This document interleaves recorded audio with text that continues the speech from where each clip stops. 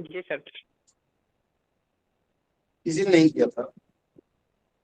चलिए, ये बहुत अच्छा जवाब है।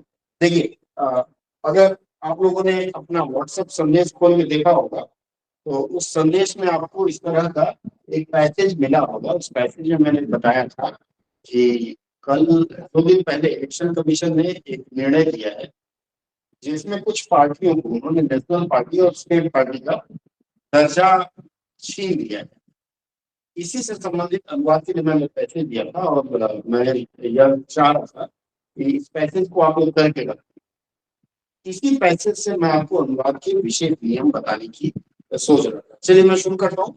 सबसे पहली पंक्ति है, what is a national party. यह जो वाक्य है, what is a national party, what का मतलब क्या होता है?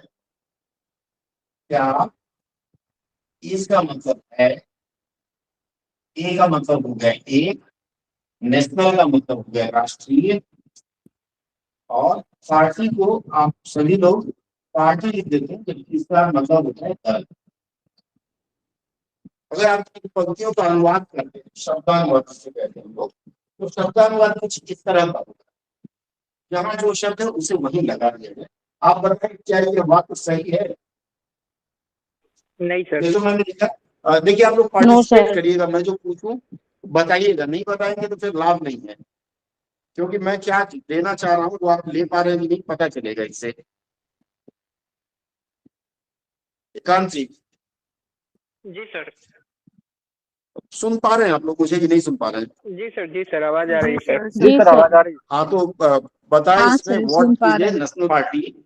इसका मैंने अनुवाद लिखा है, क्या है एक राष्ट्रीय दल। यह सही लिखा है या नहीं? सर नो सर, शब्दों के इसमें अनुसार गलत सही है, है। लेकिन इसका जो क्रम है गलत वो है। सही नहीं है सर। नहीं सर। क्रम सही नहीं है। इसका मतलब है कि जब आप अनुवाद करने जाते हैं, तो आपको सबसे पहले तो देखना होता है कि जिस सर, आपकी वाक्य का आवाज आप कट कट के अनुवाद आ रही करने दे है। रहे हैं, उस अनुवाद का क्रम सही है कि नहीं। एक्चुअल में इको हो रहा है और शायद वॉइस थोड़ी सी फ्लक्चुएट हो रही है। इको और वॉइस फ्लक्चुएट हो रही थी, मैं अभी इसको बंद कर देता हूँ। एक फोन, दो फोन से मैं लॉगिन। अब नहीं हुआ, हो रहा है अभी भी? नहीं सर, अब इको नहीं हो रहा है। अब नहीं हो रहा होगा, ठीक है। वॉइस क्लियर है अभी? जी सर। जी सर। हेलो। जी सर। जी सर, सर क्लियर है सर। एक मिनट रुक जाइए, मुझे लगता है मेरी वॉइस क्लियर है।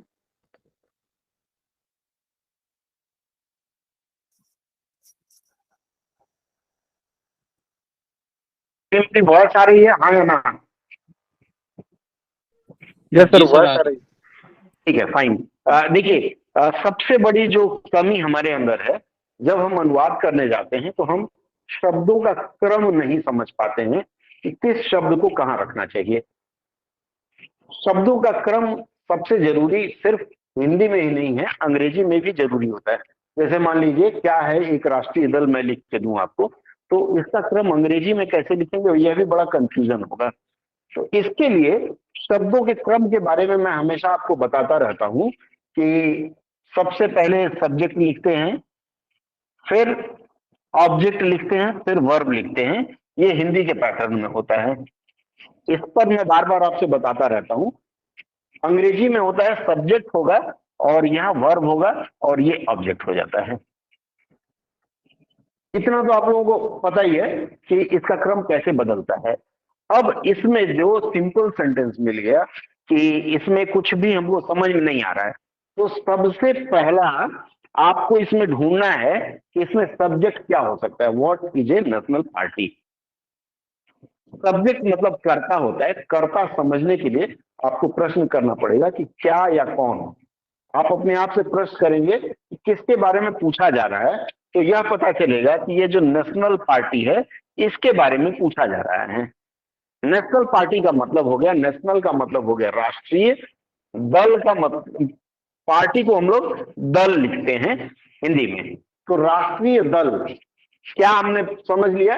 अब उसके बाद व्हाट इज, राष्ट्रीय दल, फिर लिखेंगे नेशनल पार्टी व्हाट इज। तो राष्ट्रीय दल क्या है,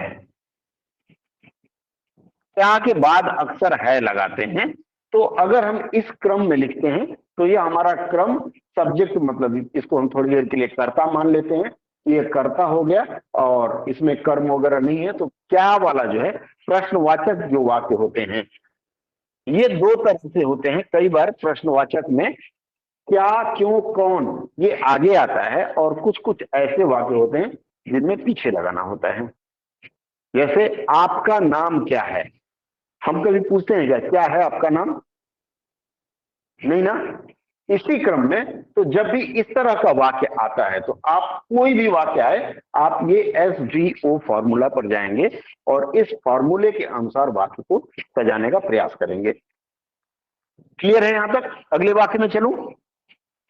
जी सर।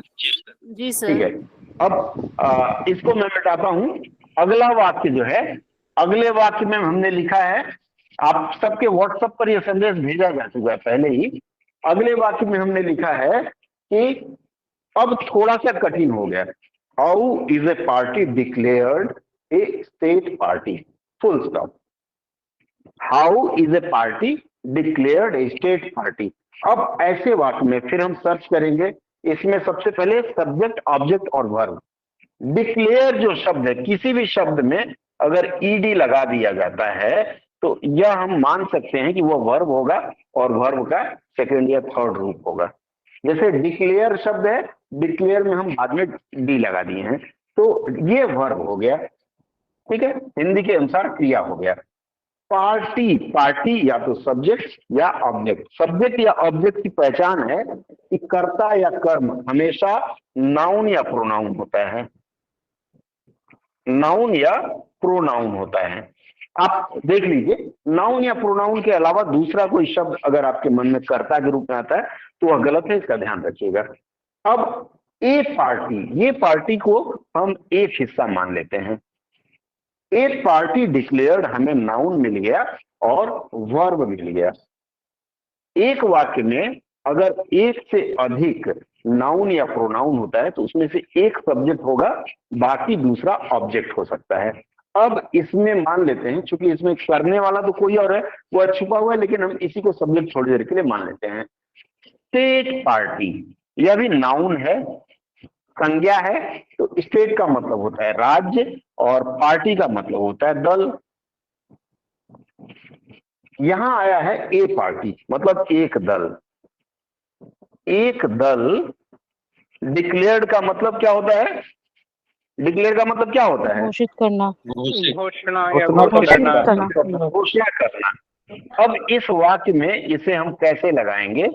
घोषणा करना। पर यहां घोषणा करने से तो होता नहीं है। अगर हम लिखें कि एक दल घोषणा करना या एक दल को राज्य दल घोषणा करना, नहीं होगा। तो घोषणा जो शब्द है, इस वर्ब का भी रूप बदलेगा, घोषित किया जाना होगा। अब हम लिखते हैं ए जो शब्द है ना, इसके लिए हम एक नहीं लिख करके किसी लिख देंगे। अंग्रेजी में जैसे हिंदी का ये किसी होता है ना, किसी शब्द, किसी के लिए whose का प्रयोग होता है, who में ऐसे लगा देते हैं। लेकिन ऐसे जो वाक्य शुरू होते हैं जिसमें ए रहता है तो वहां किसी का प्रयोग, मतलब ए पार्टी, हमको पता नहीं कि वह पार्टी कौन सी है, तो इसके लिए किसी का प्रयोग ज्यादा उचित रहता है। किसी दल को, चूंकि नियम कहता है सब्जेक्ट, मैंने आपको बताया सब्जेक्ट, ऑब्जेक्ट और वर्ब हिंदी की क्रिया में, हिंदी के पैटर्न में आएगा। तो किसी दल को,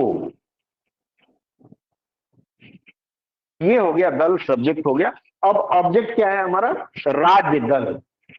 किसी दल को राज्य दल या स्टेट पार्टी।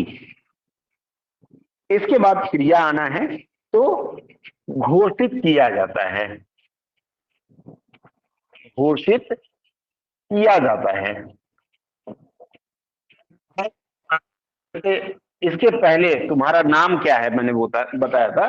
तो किसी दल को राज्य दल, हाउ, हाउ का मतलब होता है कैसे, तो यहां कैसे बीच में लगा देंगे और यह आपका वाक्य पूरा होता है।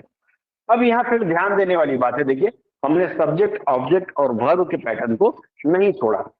हमने किसी दल, ए पार्टी को किसी दल लिया, इसको सब्जेक्ट मान लिया है, किसी दल, दल के बाद फिर कारक चिन्ह को का प्रयोग आवश्यक होता है, किसी दल को। इसके बाद फिर ऑब्जेक्ट हम ले आते हैं, ऑब्जेक्ट का मतलब कर्म है स्टेट पार्टी, तो राज्य दल। अब इतना आने के बाद एक हिस्सा हुआ, दूसरे हिस्से में हम मतलब वाक्य के दो हिस्से जो बने, दूसरे हिस्से में हम ये हाउ इसको फिट करेंगे। कैसे? घोषणा को घोषित लिखेंगे, घोषित किया जाता है। इस तरह से ये दो वाक्य आपके समझ में आ गया हो तो इसका फिर एक सूत्र में बताऊं। सर कैसे क्लियर को है आगे यहाँ नहीं तक? यूज कर सकते? इसको कैसे को हम लोग पहले लगाते थे, जैसे यहाँ पे ये हो सकता है कि एक सेंटेंस ये भी होता है, जैसे कैसे किसी दल को राज्य दल घोषित किया जाता है। कैसे किसी दल को राज्य दल घोषित किया जाता है, आप कर सकते हैं, लेकिन सुनने में थोड़ी सी झंझनाहट होती है, व्याकरण का पैटर्न वहां फॉलो नहीं होता है। ठीक है, मैं आपको हिंदी की जब चर्चा कर रहा था तो उसमें मैंने आपको दो तरह के वाक्यों के बारे में बताया था, एक आश्रित उपवाक्य बताया था और एक प्रधान उपवाक्य बताया था, याद होगा आप लोगों को। तो ये जो कैसे वाला शब्द है, ये कैसे वाला शब्द ये आश्रित उपवाक्य में लगता है और ये प्रधान उपवाक्य में नहीं लगेगा। ठीक है, आगे बढ़े हम। सर यहाँ एडी लगा हुआ है तो यहाँ किया जाता है लिखेंगे क्या? डिक्लेयर्ड, घोषित किया जाता है, बिल्कुल लिखना पड़ेगा, किया जाता है। अब मैं इसके ऊपर फिर आपको बताऊंगा कि कई बार हमें लगता है कि ये कहानी पास की है। डिक्लेयर्ड का मतलब आप अगर वर्ब के पैटर्न के अनुसार देखें तो ये वर्ब का कौन सा रूप है? सेकंड फॉर्म है सर। ये डिक्लेयर जो है फर्स्ट हो गया, उसके बाद अगला रूप है डिक्लेयर्ड, और दो तीन रूप इसके यही होते हैं, डिक्लेयर डिक्लेयर डिक्लेयर्ड। ठीक है, लेकिन कई बार क्या होता है कि वाक्य में जो इंडेफिनिट वाला चीज चलता है ना, इंडेफिनिट टेंस पता है आपको, प्रेजेंट इंडेफिनिट, पास्ट इंडेफिनिट, हाँ, लेकिन जैसे he is declared dead, he is declared dead, उसे मृत घोषित किया गया, मतलब ये प्रेजेंट इंडेफिनिट का पैटर्न या पास्ट इंडेफिनिट के पैटर्न में ही हम डिक्लेयर्ड शब्द का ईडी का लगा प्रयोग करते हैं और उस आधार पर यहाँ किया जाता है होगा, क्योंकि हमेशा चलता रहता है, जो क्रम चलता रहता है वो अमूमन प्रेजेंट इंडेफिनिट में आता है। सर तो ये क्या मतलब पैसिव फॉर्म है? हाँ, क्या? तो ये पैसिव फॉर्म है क्या, ये जो सेंटेंस है? हाउ इज डिक्लेयर्ड, हाँ ये पैसिव वॉइस है, क्योंकि एक्टिव वॉइस में होता है कि someone declare the party state party, कोई व्यक्ति या फिर election commission declare some party या ए पार्टी स्टेट पार्टी। तो अंग्रेजी में क्या होता है, कई बार मैं उस पर भी आऊंगा, अगली चर्चा में बताऊंगा, तो कई बार अंग्रेजी में वाक्य पैसिव वॉइस में रहता है, लेकिन जब हम उसका अनुवाद करते हैं तो उसको हम एक्टिव वॉइस में लिखते हैं, नहीं तो उसमें गलती होने की संभावना रहती है। मैं इस पर एक उदाहरण देता हूं, इसको मिटाऊं मैं, मिटाऊं हाँ या ना? जी सर, जी सर। ठीक है, मैं एक छोटा सा उदाहरण देता हूं, जैसे मान लीजिए एक वाक्य में देता हूं,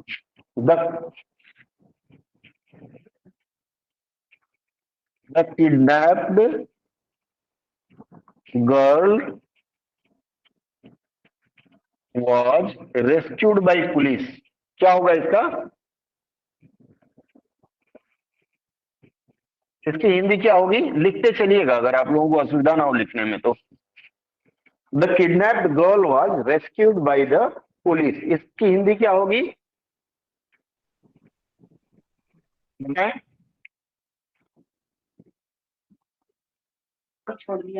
बोलने के लिए राजी नहीं है आप लोग। ठीक है, कोई तो बताए तो फिर हाँ। किडनैप का हिंदी नहीं सूझ रहा है। तो पुलिस ने अपहरित लड़की को बचाया। अपहरित लड़की को बचाया। अगवा हो गया। पुलिस द्वारा अपहरित लड़की को बचा लिया गया, ये कहना चाह रहे हैं आप? अपहरित लड़की को पुलिस ने बचाया। एक मिनट, एक आप में से किसी ने कहा पुलिस द्वारा अपहरित लड़की को बचा लिया गया, लड़की को बचा लिया गया। ये है पैटर्न पैसिव वॉइस का। ठीक है, पुलिस द्वारा अपहरित लड़की को बचा लिया गया। अब ध्यान देने वाली यह बात है कि हमारे समझ में तो यही आएगा, पुलिस ने लड़की का अपहरण कर लिया था, उसको बचाया गया। क्या लगता है? जी सर, ये ऐसे ही लग हाँ या ना? क्या लग रहा है? है, जो आपने बोला वो वैसे ही लग रहा है। वैसे ही लग रहा है। इसलिए कई बार क्या होता है, वाक्य अंग्रेजी के पैसिव वॉइस में अगर हो, तो पैसिव वॉइस के रूप में अगर आप हिंदी में अनुवाद करने का प्रयास करेंगे तो अर्थ का अनर्थ होने की संभावना है। मेरे जैसे आधे सीधे साधे लोग यही समझेंगे कि पुलिस द्वारा, अब पुलिस को हम हटा देते हैं, यहाँ पुलिस की जगह मैं मान लेता हूं गूंड लिख देता हूं। गूंस मतलब गुंडे होते हैं, तो मैं यहाँ गुंडे लिखता हूं। गुंडे द्वारा अपहरित लड़की को बचा लिया गया, ये थोड़ा फिर भी समझ में आएगा। लेकिन यहाँ तो अंग्रेजी कुछ और कह रही है, हिंदी कुछ और। तो ऐसे वाक्यों के अनुवाद के समय आप साधारण ढंग से लिखेंगे, पुलिस ने अपहरित लड़की को बचा लिया।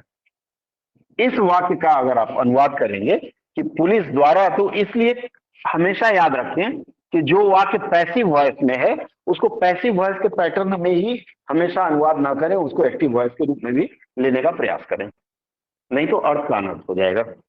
ठीक है, आगे बढ़े हम लोग। जी सर। अगला वाक्य है एज द नेम सजेस्ट।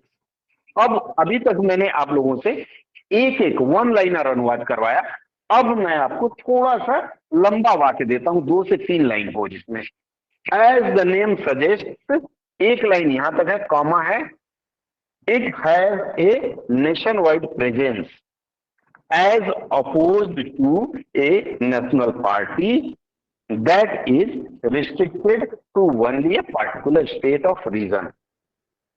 अब ये जो बड़ा वाक्य जैसे ही हम देखते हैं, थोड़ी सी हमको दिक्कत होती है कि अरे बड़े वाक्य में कहीं हमसे कुछ गलती ना हो जाए, तो बड़े वाक्य के अनुवाद से हम घबराने लगते हैं।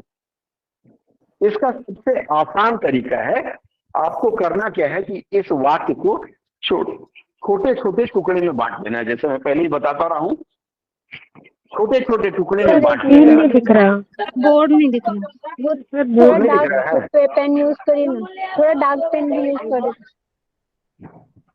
1 मिनट रुक जाइए, आप लोगों को बोर्ड एकदम नजदीक से दिखाता हूं। लीजिए, अब दिख रहा है? अब दिख रहा है, नहीं दिख रहा है? जी सर। ठीक है, चलिए। एज द नेम सजेस्ट, मैं आपको हमेशा बताता रहा हूं कि जब भी कोई बड़ा वाक्य आपको दिखे और उसमें घबराहट होने लगे, तो सबसे पहले एक छोटा सा पैटर्न आप फॉलो करेंगे। वह पैटर्न यह कहता है कि जहां जहां इसमें जैसे कॉमा है, अर्थात पंक्चुएशन मार्क इसे कहा जाता है, जहां जहां पंक्चुएशन मार्क है वहां से आप वाक्य को छोटा कर लीजिए। अगेन अंग्रेजी में अगर जाएंगे तो अंग्रेजी में इसे क्लॉज कहा जाता है, और हिंदी में वाक्य खंड मान लीजिए या उपवाक्य मान लीजिए। उपवाक्य, इसमें एक प्रधान उपवाक्य होता है प्रिंसिपल क्लॉज, जो अपने आप में स्वतंत्र होता है, बता चुका हूं, फिर बताऊंगा। और दूसरा होता है जो अपने आप में स्वतंत्र नहीं होता, वो दूसरे पर आश्रित होता है। दूसरा तरीका है कि अगर हमें पंक्चुएशन मार्क्स नहीं मिलता है, तो जहां जहां हमारी सांस रुकती है वहां वहां से हम वाक्य को छोटा करने का प्रयास करेंगे। अब ये वाक्य कहता है एज द नेम सजेस्ट, यहाँ सांस रुकी, यहाँ से हमने ले लिया। इसके बाद कुछ ऐसे चिन्ह होते हैं, जैसे ये दैट है, इसको क्या बोलेंगे? दैट जो शब्द, इसे क्या कहेंगे? कंजंक्शन, प्रीपोजिशन, इंटरजेक्शन, क्या है ये? कंजंक्शन। क्या है ये? कंजंक्शन। हाँ बोलिए। रेल के डब्बे में जोड़ा जाता है, कंजंक्ट करता है, दो डिब्बों को जोड़ता है, मतलब ये 2 वाक्यों को जोड़ता है, तो यह कंजंक्शन का काम करेगा। दैट इज, ये पूरा है, ये दोनों मिल करके वाक्य जोड़ने का काम कर रहे हैं, दैट इज कंजंक्शन हो जाता है। ठीक है, तो हमने एक पार्ट यहां से बनाया, एक पार्ट यहां तक बनाया, एक पार्ट यहां तक, और पूरा कर लिया। अब ये जिस तरह से हमने इसको छांटा है, छोटा छोटा किया है, उसी क्रम में हम लोग इस वाक्य को लिखना शुरू करेंगे अंग्रेजी में से हिंदी में। As the name suggest, as का मतलब होता है जैसा कि, एज के लिए हमने लिया जैसा कि, जैसा कि एज द नेम का नाम, सजेस्ट, सजेस्ट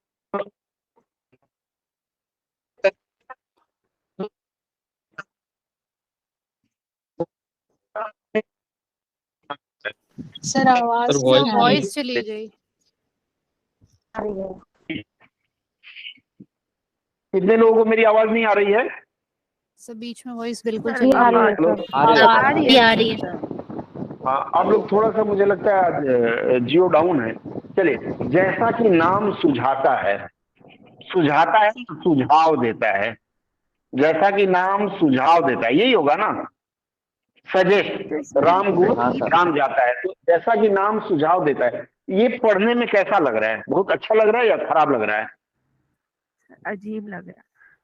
अजीब लग रहा है। तो यहाँ ये जो सजेस्ट शब्द है, सजेस्ट शब्द के लिए अपने अनुसार हमें एक शब्द लाना पड़ेगा। आपको याद होगा कि एसएससी ने इस बार जो जीएसटी की परीक्षा ली थी, उसमें भी ऐसा एक पहला वाक्य आया था अंग्रेजी से हिंदी, उसमें भी इस तरह की अड़चन थी। तो यहाँ सजेस्ट की जगह पर हम यहाँ लिख देंगे कि जैसा कि नाम से ही स्पष्ट है।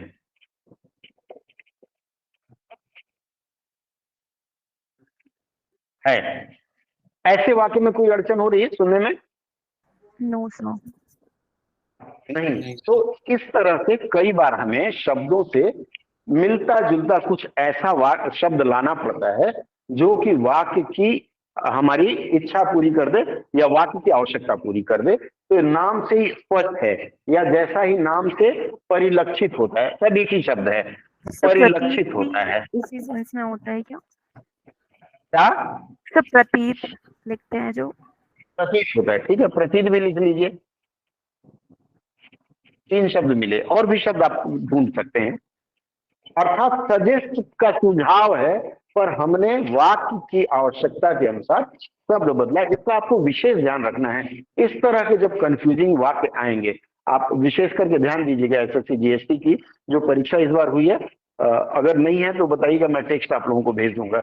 उसमें पहली पंक्ति में ही इस तरह की एक गड़बड़ी थी, जिसको इस तरह से शब्द बदल के प्रयोग कर लेना था।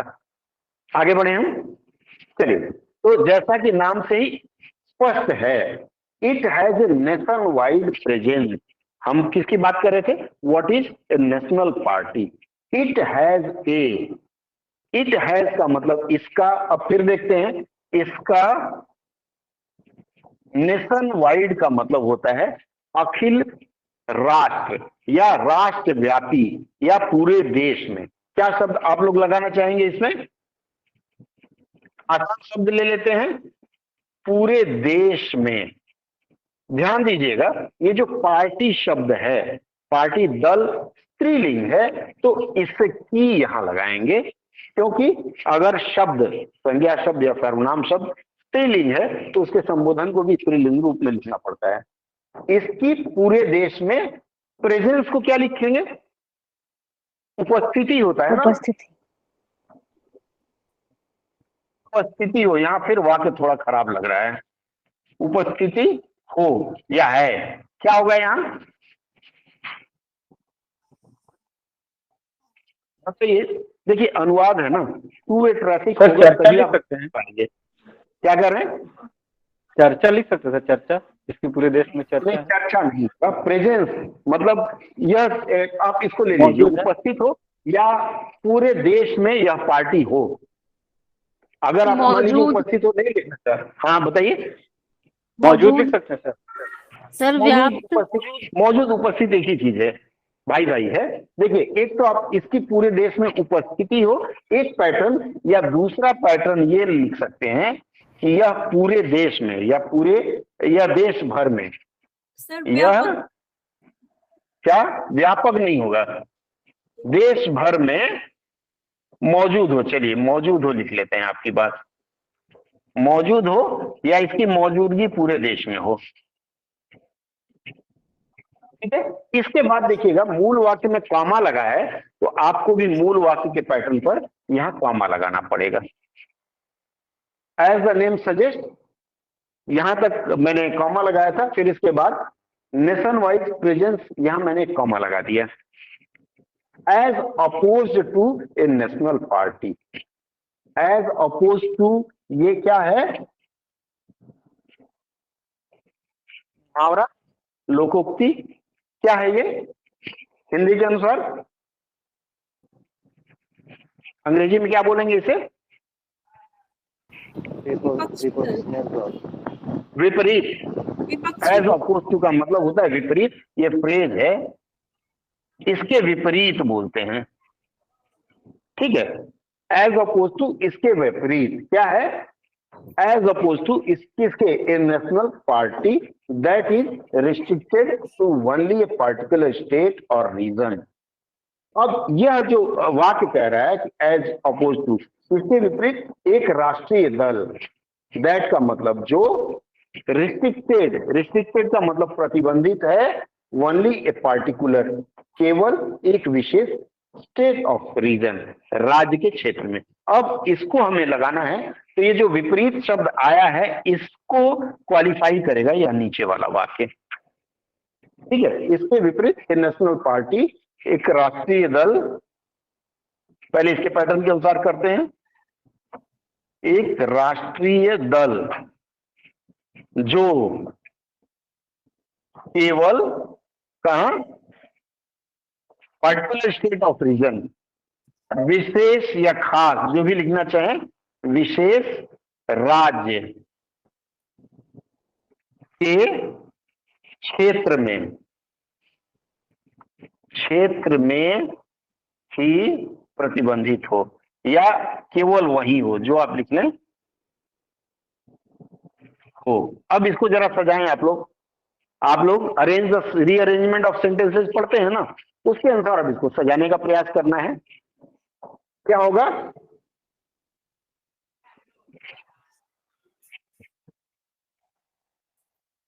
बीच बीच में बोला करिए आप लोग ना, बोलने में टैक्स नहीं लगता, एक्स्ट्रा पैसा भी नहीं लगता, कोई तो बोले।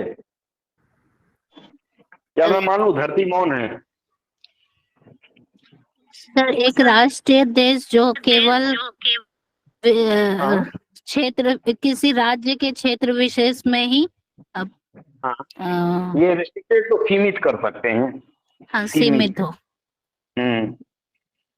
चलिए, अब देखिए, आप एक तरीका यह है कि इस वाक्य को ऊपर ले लें कि एक राष्ट्रीय दल जो केवल विशेष राज्य के क्षेत्र में ही सीमित हो, इसके विपरीत क्या है? यह देश भर में मौजूद हो। क्योंकि मूलतः क्या कह रहा है कि जो व्यक्ति, जैसे मान लीजिए दो लोग हैं, एक गोरा और एक काला, आप दोनों के बीच में जब तुलना करना चाहेंगे तो आप कहेंगे कि जो गोरा है उसे स्किन कैंसर होने की संभावना अधिक है काले की अपेक्षा। जैसे वाक्य आया, a fair person has a fair chances of getting skin cancer as oppose to a dark complexion man या डार्क कम्प्लेक्शन पर्सन।